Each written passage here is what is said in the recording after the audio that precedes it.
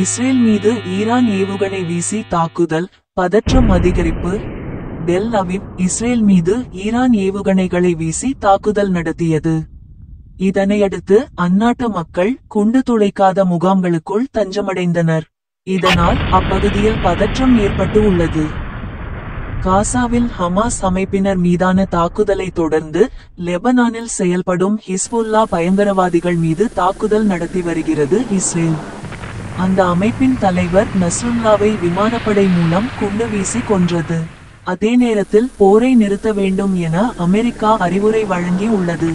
இருப்பினும் லெபனான் தெற்கு எல்லையில் இராணுவத்தினரை குவித்த இஸ்ரேல் ஹிஸ்புல்லாக்கள் மீது தாக்குதலை துவக்கி உள்ளது.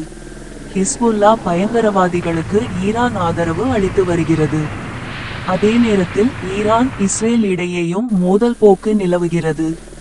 இதனிடையே இஸ்ரேல் மீது தாக்குதல் நடத்த ஈரான் தயாராகி வருவதாகவும் இதற்காக அந்நாடு கடுமையான பின்விளைவுகளை சந்திக்க நேரிடும் எனவும் அமெரிக்கா எச்சரித்து இருந்தது. இந்நிலையில் காசா, லெபனான் மீது தாக்குதல் நடத்தியதற்கு பதிலடி கொடுக்கும் வகையில் இஸ்ரேல் மீது ஈரான் ஏவுகணைகளை வீசி தாக்குதல் நடத்தியது. டெல் அவிவ் நகர் மீதும் தாக்குதல் நடத்தப்பட்டதாக தெரிகிறது.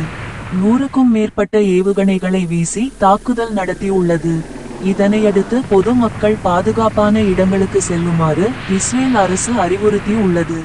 மக்களும் குண்டுதுளைக்காத முகாம்களில் தஞ்சமடைந்துள்ளனர்.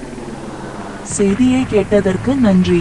தொடர்ந்து செய்திகளை கேட்க கேசவன் லைவ் சேனலை சப்ஸ்கிரைப் செய்யுங்கள்.